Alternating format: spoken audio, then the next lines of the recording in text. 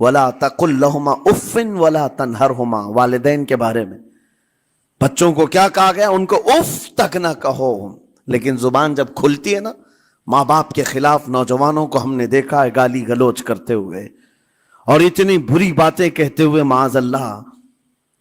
عزیزان گرامی وقار، حضور نے تو یہ فرمایا جس نے پلٹ کر کے اپنے ماں اور باپ کو سخت لہجے میں بات کیا یا ان کی نافرمانی کی، حضور فرماتے میرا دل چاہتا ہے کہ اس کے گھر کو آگ لگا دوں، آگ لگا دوں.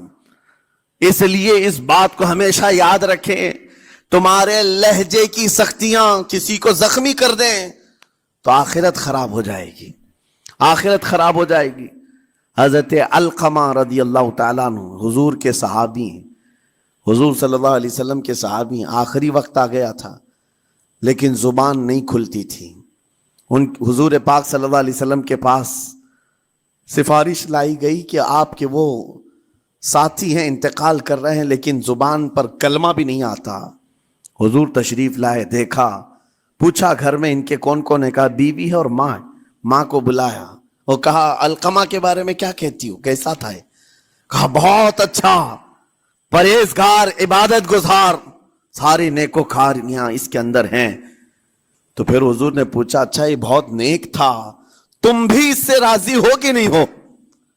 ماں نے کہا میں نہیں راضی ہوں، میں راضی نہیں ہوں. کہا کیوں، وجہ کیا ہے؟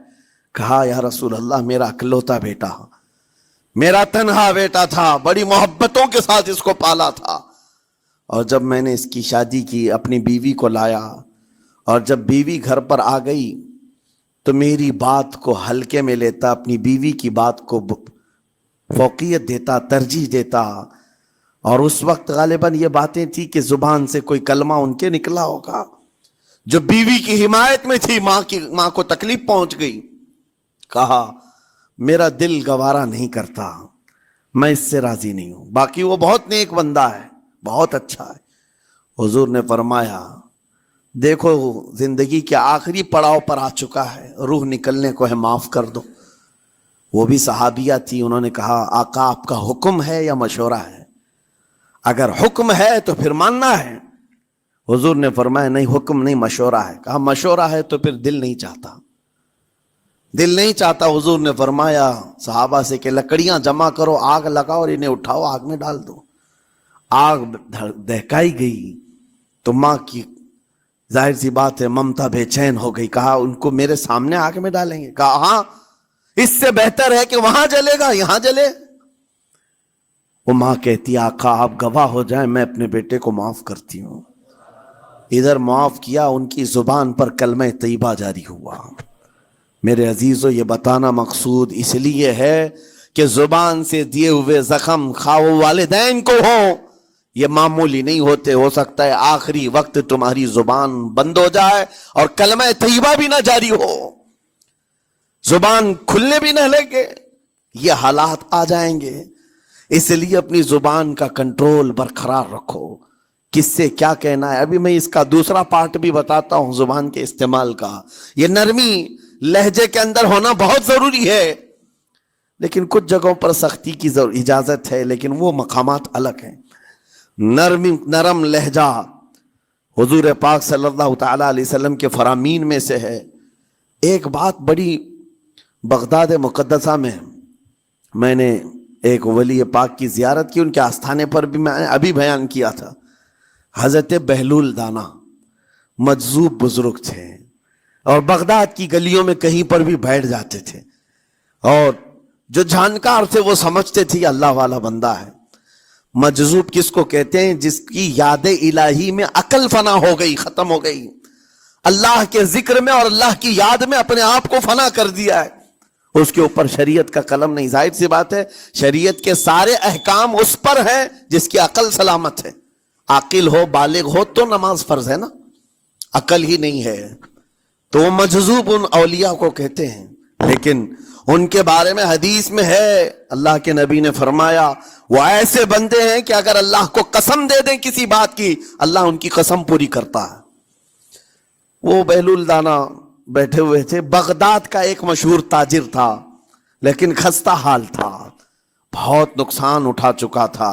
خسارے میں چل رہا تھا, بزنس پورا لاس میں, اور وہ پریشان حال بہلول دانا کے پاس آیا, گڑ گڑایا, کہا کہ حضور مجھے بچا لیں, رحم کر لیں, میں تاجر ہوں, لٹ گیا ہوں, لاس میں ہوں, کچھ آپ فرما دیں, میں کیسے اس بھنور سے نکلوں. بہلول دانا نے دیکھا, کہا ٹھیک ہے کچھ پیسے بچے ہیں, کہا ہاں ہے, وہ بس اتنا سرمایہ ہے کہ مال لیتا ہوں پھر بیچ دیتا ہوں, نفع نہیں ہوتا.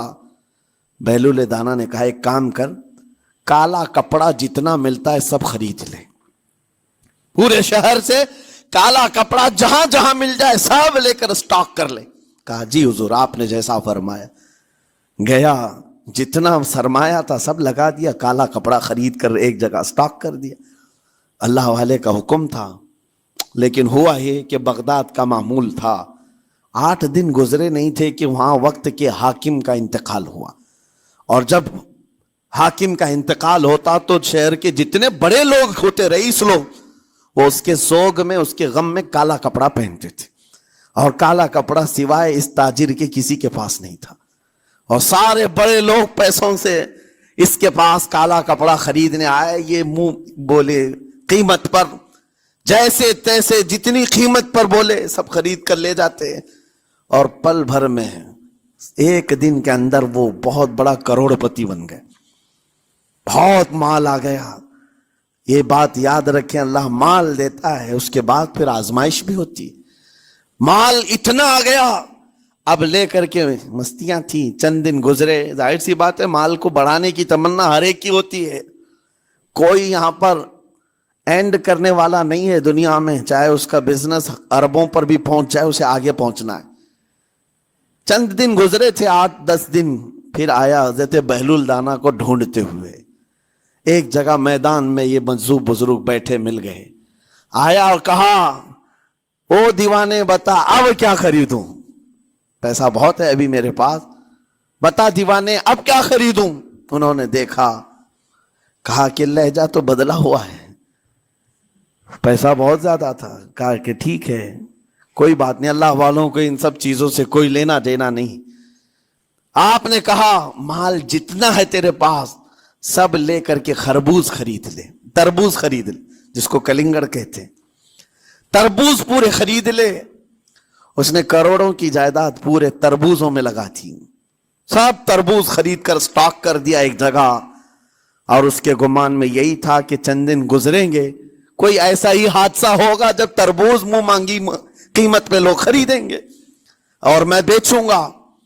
پورا مال تربوز میں لگایا, 2 دن 4 دن 6 دن 8 دن گزرے, کوئی حادثہ نہیں. ادھر تو تربوز سڑنے لگ گئے, وہ تو زیادہ دن سٹاک نہیں کیے جا سکتے, سڑن شروع ہو گئی.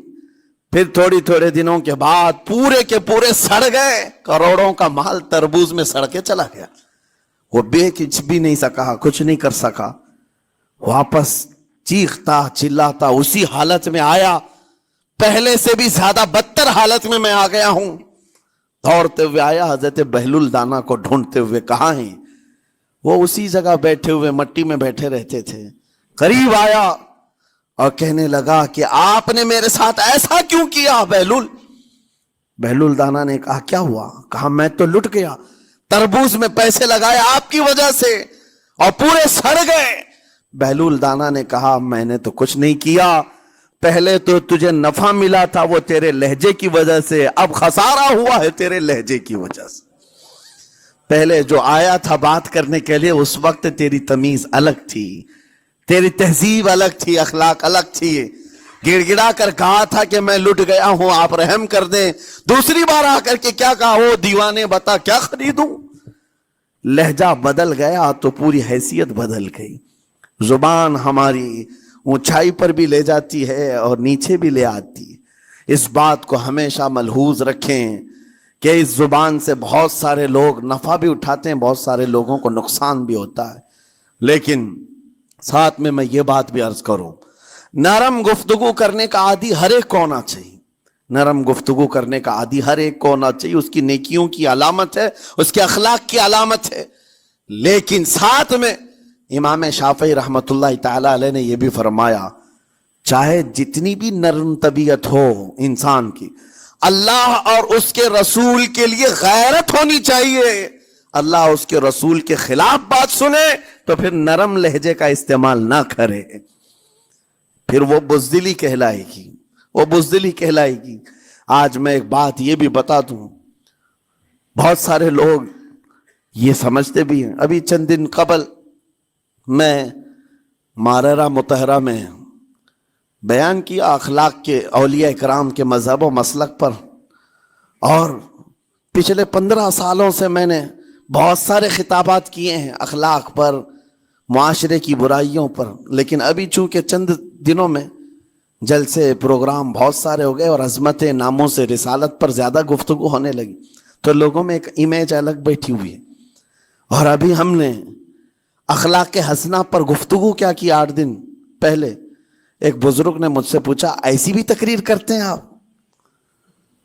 آپ ایسی بھی تقریر کرتے ہیں, یعنی نرم گفتگو بھی کرتے ہیں؟ مطلب یہ ہے کہ ہماری امیج ایسی بنا کر رکھیں کہ ہم ہر وقت چلاتے ہی رہتے ہیں, ہر وقت للکارتے ہی رہتے ہیں. میرے عزیزوں, میں یہاں پیغام دینا چاہتا ہوں, ہم قرآن کے اس آیت پر عمل کرنا چاہتے ہیں جو مولانا